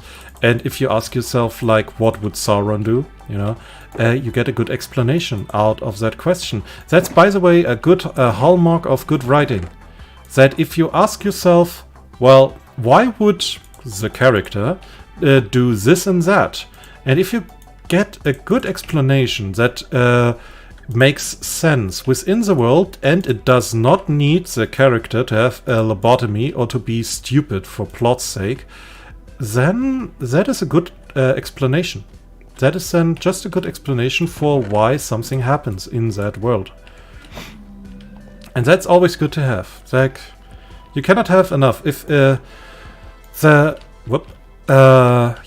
if your item is just, I inserted it because it's cool, you might be right. And if you just want to have like fun with your story and just like, hey, I don't want to try to write like Tolkien, I don't want to compare to him, that's fine. That's absolutely fine. I'm not thinking like worse of a person about that, and nobody should. It is though important to notice the differences. Like again, if you like a bad story that is badly written, but you like it. It's like it speaks to you on a level. It's maybe cool, or it's sweet, or you like the visuals, or the music, or any kind of reasons, and you like it for it. That is, and that's fantastic for you. I just wanted to curse before I say fantastic, but I had to stop myself there. No, and no, it's good for you. It really is. But it is important to know the difference. It is important to know that you can like Fast and Furious, as I do, but you have to understand that it is not a good movie series. I like it. It is very cool. It's like big oiled up people without hairs talking about family and driving big cars and stuff. I love it. But if anyone would ask me, hey, is that thing written good? No. No, it's not. So, and like a good magical items, by the way, is like also a part of world building. Because you should be aware of what powers have an item has and what are the power levels of your world. For example, let's take again Lord of the Rings. Lord of the Rings is relatively realistic. Gravitation works, you cannot teleport, instant healing doesn't exist in any way, shape or form, and it's just explained that the elves have like better healing methods than anyone else. It's never properly explained what. We just know, okay, they are better healers than everyone else, and that's fine, that's good enough. It doesn't need more explanation. And now then we have, like, in terms of destructive power, we have a lot. Like Anduril and Narsil are swords that can destroy gods, kill gods even. That's pretty out there. So, but in terms of healing, we are limited. There doesn't exist anything. It's like, yeah. If you have an elf with you, the elf can take care of you. If he's an experienced healer, he can help you. But like there is a moment where you are beyond any rescue, beyond saving. It's like when Frodo reaches Elrond. I forgot the name of the place in English. It is said like, "I'm sorry, sir, I am talking right now." It is said that 1 hour later, and they would not have been able to help him at all. So there are limits. And if you now would, wow, that is large. If you then would introduce, like that, let's say some sort of like just a generic D&D healing potion, you know? An alchemist can produce those. So he found a way. And there's now healing potions, like D&D healing potions. You've got a broken arm? No problem, healing potion. Yeah, you have an arrow in your leg? No problem, healing potion. It would destroy the whole world building. Where is the threat? Where is like the threat of like getting an arrow stuck in your chest? You have healing potions. Where's the threat of any encounter? Even if the healing potions take some time to work, it still simply means that if you have healing potions, you easily will survive if you survive the encounter itself. So like the direct threat of death in a fight. And that takes everything away. But as it stands, like how Lord of the Ring works, you could die even later from any wound, you know, because, well, it's wounds. You could bleed out. You could not get away. I mean, a broken leg needs a long time to heal, and other things like that, you know. And yeah. And when you have like a weapon that is, or an item that's just cool, like how cool would it be to have like really cool healing potions with really an awesome sounding and looking ingredients, then you can do that, but you should know that your world building and the logic of your world takes a hit. And that's not good. It's really not good. Of course, if you just make a story for the fun of it and you don't really care about the quality and you don't want to publish it like commercially, then go ahead, do whatever you wish. But again, be aware that if you change your mind and you would then say, hey, I kind of want to sell the story now, I want to make money with it, then be aware that your world building, your story, it is flawed. It's not really it's not like a happy thing to hear, but I had to make this this realization once too. Like, I can tell, I wanted, one of the first books that I wanted to make was a fantasy book, because I just had read the 6th Harry Potter novel, was a big fan of it. I had read all of the Lord of the Rings, I loved it. I think Aragon came out too, I loved that too. So I was really hyped for anything fantasy. So I wanted to write a book. So I don't want to go too much into details, but I want to talk about like how I basically destroyed the whole, every stake, everything in the book with one item. And I did not even notice at that time. At that time I was just important for me, like, oh, I want this, and I want this, and I have seen that in the book, and I want something like that. Like, for example, I had a staff. It was like magical stuff that kind of was powerful, and it gave eternal life, and it also corrupted your mind. Do you see any similarities? I don't. That was not plagiarism. No. And yeah, and basically that was the item that destroyed also my whole lore thing, because in the story an evil king had it and lived for a very long time, and not only gave this item him more lifespan, it also protected him from harm. As long as he wore it, he was basically invulnerable. So the heroes devised a clever plan to get him away from his item, to separate him. So the plan on itself, I think, was kind of okay. Just that it had some similarities with the Star Wars Death Star run. Like, I was plagiarizing everything at that age. I was very young. And very inexperienced. And then, at the end of the first book, the staff gets first off...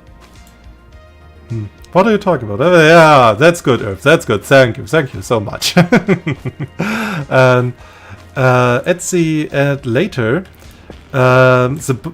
end of the book, the stuff actually gets destroyed, and like a hidden spell gets cast, sort of, that if you die, and or other way around, if the stuff gets destroyed and the stuff saved your life, for example by preventing fatal damage or anything like that, all of that damage instantly gets applied to you. So the king that should have died over and over and over again basically got cut into pieces immediately. He just vanished into air.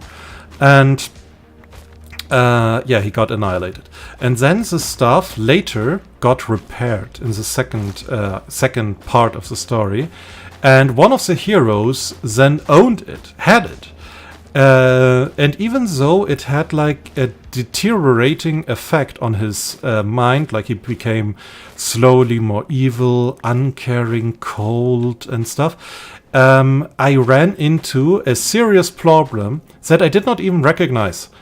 This stuff saves the one that wears it. So why not, when like there is a big thing happening, explosions, magic and everything, the guy just, you know, holds it out, everyone puts a hand onto it, and boom, you survive the atomic explosion. Happy noises from everyone. Everyone like very happy, surprised. So that doesn't, like, I did not even recognize it at that time.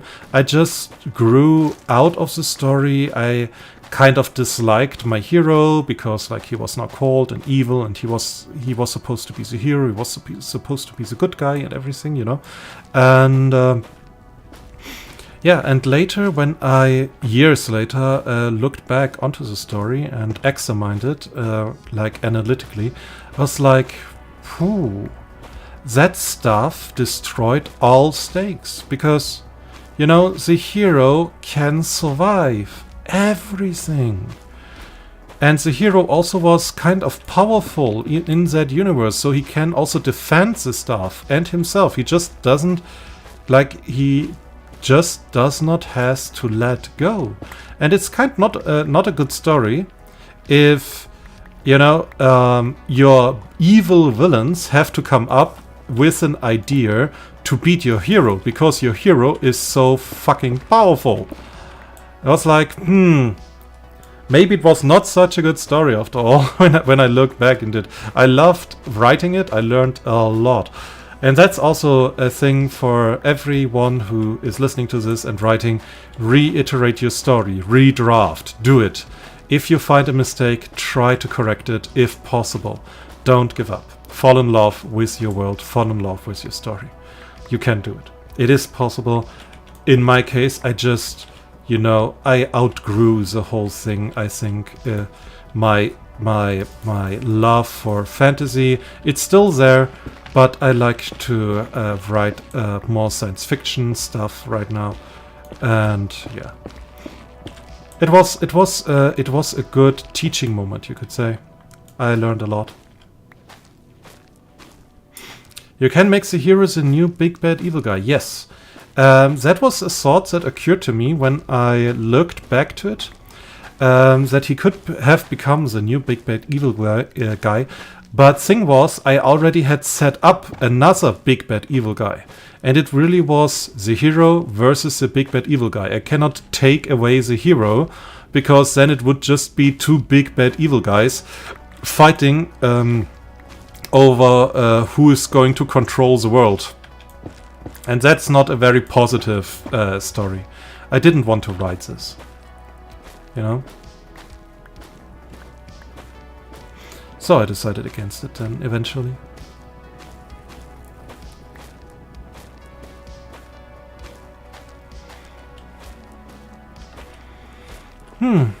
So yeah, that was now a lot of ramblings about a little bit of storytelling, items, magic, and so on, and the realization that I can cook with lava! I love it!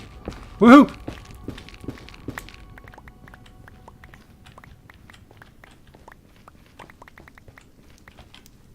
Okay, so that's the last one. Then we go back to the overworld and look how everything and everyone is doing. So. But that is like, yeah, we got a lot of different stuff. I hope it's enough, at least for like the bottom part of that nether flower that I want to build. I'm not sure. Not sure. We'll see. But we will definitely we will see that. So. Okay, now. Up. We put that here. We don't need that. That goes here. That. The other rest. Hello.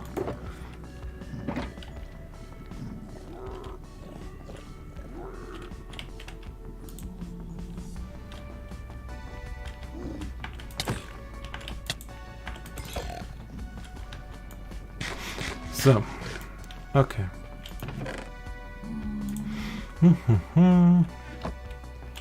Okay, so this netherrack is all. That's all right. Is there anything here? Something? Not here. Not here. Oh, and here. Some more nether bricks. Okay.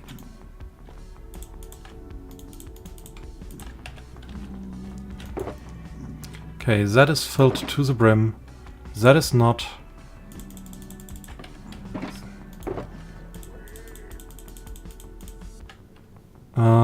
That is not filled too. 1 second. Can I save some? Oh, come on. Decide. Do you want in or out? Okay. I think that's good. That's so far so good. Nice.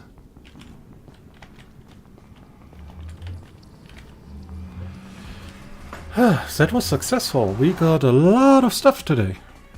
Very good. Oh, hello.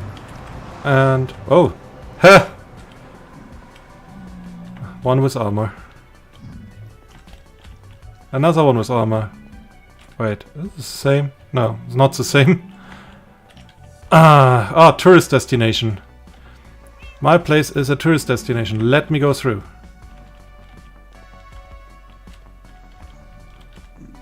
And what a famous tourist destination as well.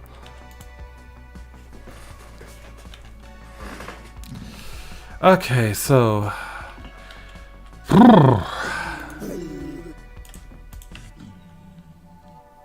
the fuck? Oh! The iron golem! Yeah, go! Go! Have fun! Have fun, guys!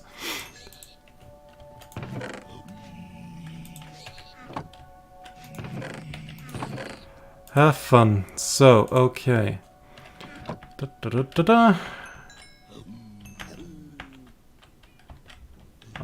Epic stare off.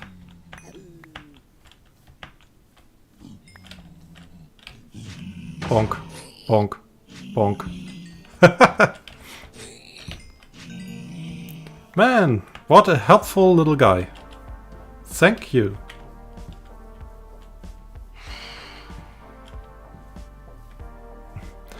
Yeah, gathering fees, yeah, and they don't have money.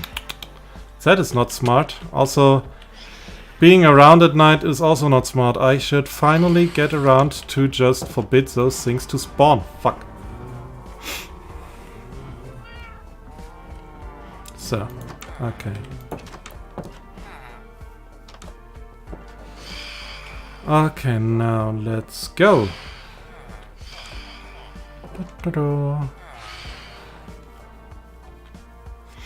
So here we see it in the morning, so that thing will become a huge massive plant.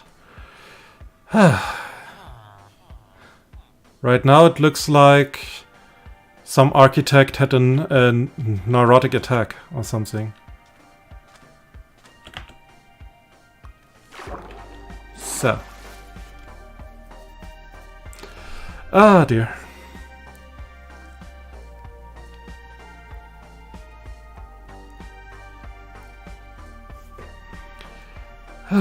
Good. And the gold nuggets, I got 3. Nah. That were my gold nuggets from the beginning. They didn't have any of those. Don't know what you're talking about. They didn't have any. Okay? Good. So.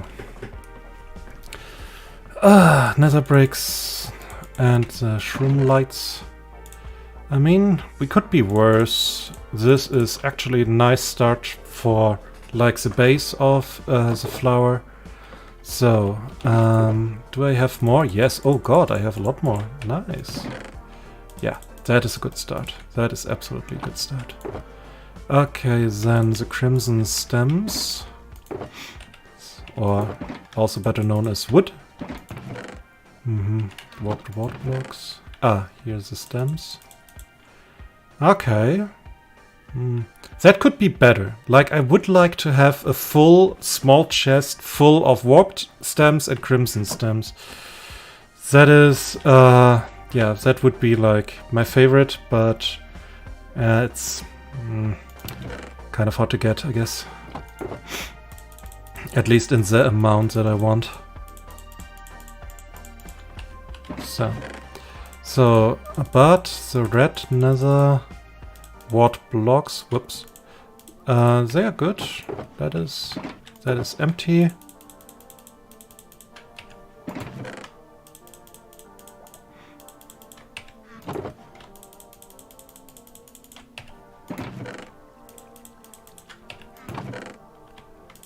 So.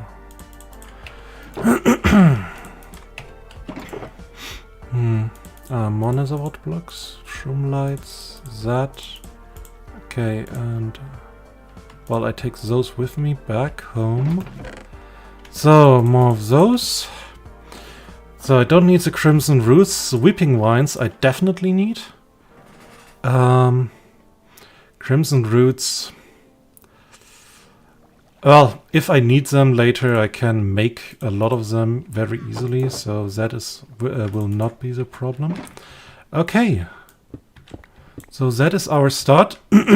When we start tomorrow, I will get more of netherrack, so I can make like a nice little base down here. So I guess I will get a full shulker box of not netherite, netherrack.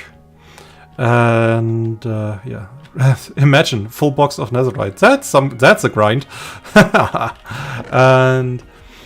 and then yeah, we will start building this beautiful plant.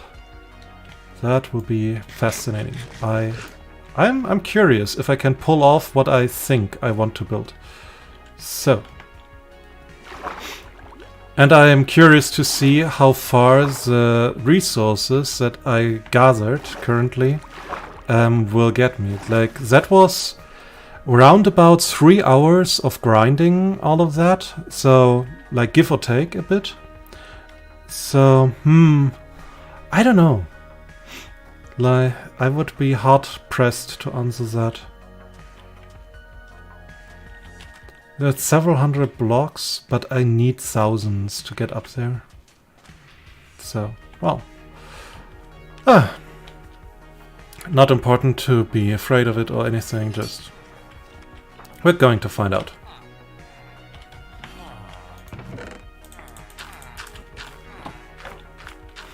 So... and... so what do I do with that shulker box with some other stuff in it? So, let's put that away. Hello guys. How do you do? Okay. So, rotten flesh, block of quartz, charcoal, gold ore. So, gold ore makes sense here. Dirt, quick charge, and random other stuff. Oh dear. Where do I put quartz? So efficiency 5 I need. So this thing has fortune already. For silk touch, don't know. I'm thinking about getting a diamond shovel, putting netherite on it and enchanting it too. But so far I did not really need it, to be honest. Like, huh? Where are you? I have to hide those things away.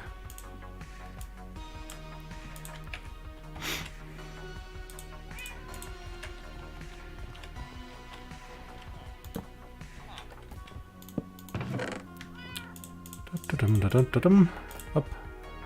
Up. Okay. So let's just see if I can get efficiency 5 on this thing now. Oh god, I cannot. Silk touch efficiency 2. I mean, it has efficiency 2. I guess I need some more levels. But first of all, you, sir? No. That we are clear. No. Go back to you, to whatever. Go. Leave. No. Not playing by that rules. Okay. And I guess what I want to do next time is also... Yeah, I really want to put efficiency on it before I start tomorrow. So I will stay a little bit longer. Hope you stay with me a little bit longer. I just want to get efficiency on that thing. So let's trade a bit.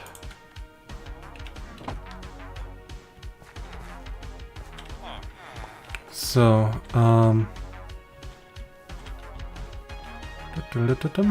hey, come here, come, hey, come back. Okay, and the other one is over here. Oh, he has heard of me. Oh, that's a good price, thank you. So much. Okay, and one of you guys has... No, not you. Whoa, okay. Stand still for a moment. Oh god. Oh god, this village is getting slowly too big.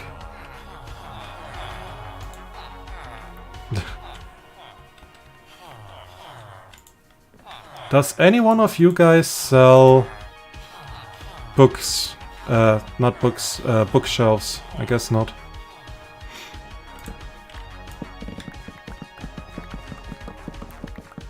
They all want in the bath, yeah.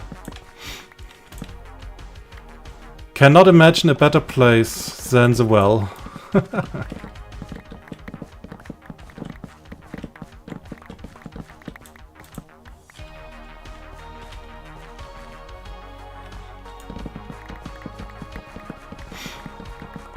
So, da-da-dum-da-dum.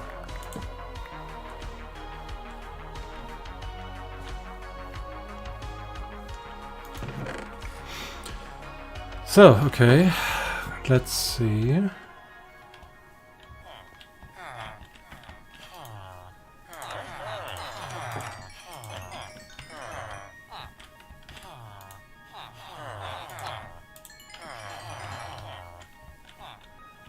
Okay, we got that. Hey, you. Can I... No, not really. Huh. No, I'm like them too. Oh god. Right, you. You're a journeyman now.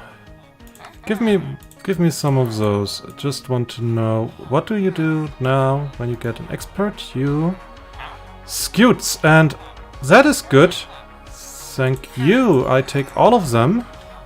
Ender pearls. I've got an ender pearl seller. Yes. And I've got an experience bottle seller, which is more important.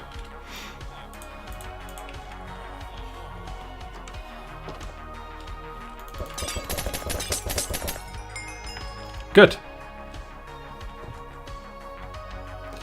That is fantastic. So now we can put efficiency on that thing. Very good. So we can get experience bottles whenever we need them. And in the amount that we need, also.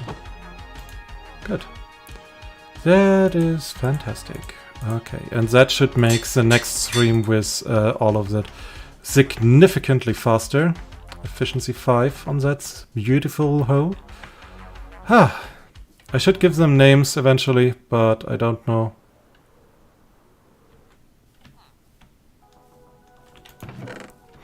Don't know what name to give. Okay, and I got a lot of golden carrots. That is good too.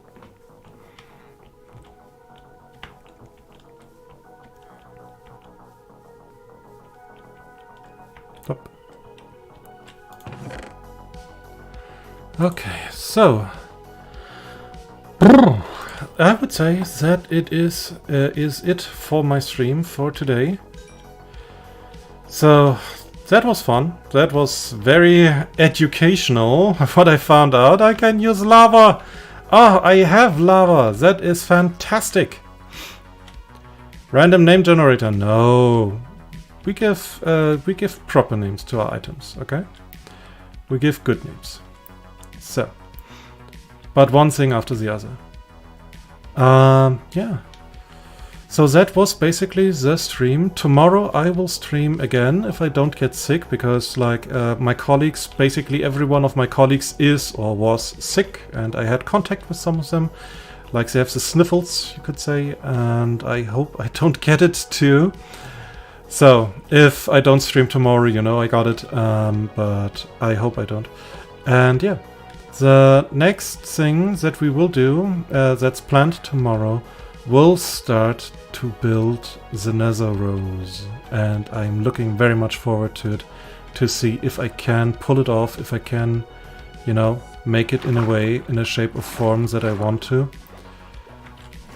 And the first thing that will be, we'll make basically, one second, let's get up here so I can see it better.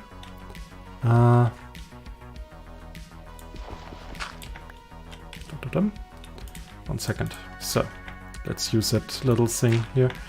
So the first thing that we will do, will tomorrow, will first be make a base, like a sort of island out of netherrack, and then we start the base with some tendrils, with basically the roots of the rose, and then we will start with the stem. That it will be kind of big, as you can imagine by looking at this monstrosity over there, which is, yeah, the grinder. So that will be massive, and... Huh? Good boy, the hell are you? And you can live for now. That, oh god, that are names, yes. I called my sword Good Boy. Some other creature was killed by Good Boy. Yeah, of course. Oh, it rains. Oh, beautiful weather. I love rain. So, and yeah, and the stem would be, you know, round about that size, so kind of big. It needs to be a bit more unnatural, because that thing is basically just a huge cube in the air. And then the stem would get smaller up to here, and then up there would be, you know, the rose itself. So that will be interesting, and also I want, of course, that this stays a mob spawner, so I would have to make sure that the base and the rose itself is lighted out properly, so no mobs spawn in some weird place and everything. So that would be interesting if I can manage that. I don't know. I honestly do not know. I'm pretty sure that the materials that I gathered for today will only last for like about an hour of construction, or maybe less even. And afterwards we will see. Well, I guess I will go back to like grinding and getting more of that stuff. But let's see how far we can go tomorrow, and yeah, that will be the plan.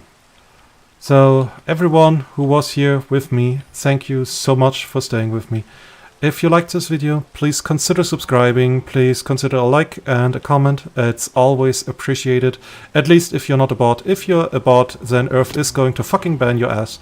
And if you're not a bot, he will appreciate you. So, and that is also true for me. So I hope you have a great day, have a great time. And yeah, I hope to see you soon. So, bye bye, and have a good time. Also, I have to kill some cows in my background, but that's for later. They cannot hear me. That's good. Bye!